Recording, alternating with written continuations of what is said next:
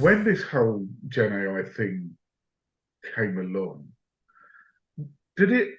Well, how did you feel? What were your first thoughts when you first saw what ChatGPT could do, or you saw DALL-E magicking up images? What were your first thoughts? Oh no, I was quite surprised actually. Yeah, I hadn't seen it coming. I just hadn't seen it coming. Yeah, I don't even want to say I hadn't seen it coming that quickly. I just hadn't seen it coming. And then I was into right. Well, how on earth does that work? So yeah, I did a little bit of research, bit of reading, as you might expect. Yeah. So once you got over that kind of initial, hey, this is exciting. What do you think might be the factors that would make a difference in your own industry? What did you think it could do for you? What did you think the problems might be? Yeah, I mean, to begin with, I think I was mostly looking at content creation. So I was sort of reasonably comfortable that the comms team were using it. I did say, okay, well, we need to put some controls around it, if you like, and so we quickly went to not restrictions, but just like, okay, how are we going to use this, but use it safely? What kind of guidelines do we want to give our staff so they're not putting confidential information out there? And then we started looking at how it might help the business. We've been using it in the contact center a little bit. So it's baked into Genesis, which is the tool that sort of receives all the calls. So we do a live call transcription. That's not generative AI, that's just speech to text, right? But then it takes that text and it writes the call wrap notes. Yeah. And allows the user to go, yeah, I like those. Just drops them into the CRM system. So, that saves us quite a bit of time on each call. Yeah, I've heard cases like that. Yeah. Are there any where you're using it where you think it would be different from the use that another industry was using it for? When I talk to other people in other industries, I've not really heard anybody do anything with it so far, which is quite surprising. So we're looking at it from a point of view. We've got a lot of work to do in the next sort of 25. So from 2025 to 2030, a lot of design and construction work, and so we're looking at it as a potential for reducing the design life cycle. Where's the pressure coming from for you to even bother experimenting with it?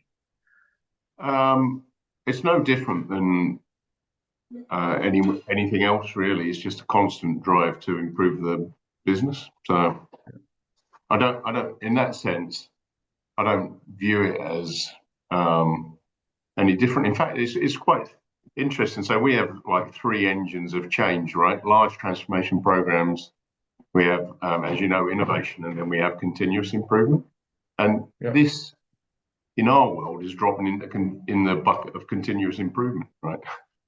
Which does sound a little bit counterintuitive, but really what we're doing is saying, okay, well, we've got this app. This is another use case, right? We've got this app, and the field workers use it, and a lot of them, they'll fill in the form and then they'll write some notes at the end. We've given them the option to flip that around, so they'll write the notes, and then it'll use a Gen AI engine to fill out the rest of the form. It sounds like you're actually applying it in quite a number of use cases. Yeah, I think we've got 3 or 4 in production. Yeah, and so that's quite impressive, frankly. We hear a lot of POCs, a lot of pilots, and not that many in production. When you say, well, yeah, you've got sort of, it's unusual to find a company with 4 or 5 use cases. The reason we're able to do it and do it that quickly is because our underlying architecture is really good. Because we did from 2015 to 2020, we did major heavy lifting transformation programs. We put new systems in place. We cleaned up our data when we did those, and so our underpinnings are quite good. We're running on a modern architectural stack. mostly software as a service. So if the vendor's got it, we've got it. There's obvious concerns about roles, about your people, about how you do business going forward. But what's front of mind for you in that Yeah, space? very simple actually. I mean, and not just for Gen AI, but all, whether it's machine learning or whatever it might happen to be. We're always aiming to leave a human in the loop, right?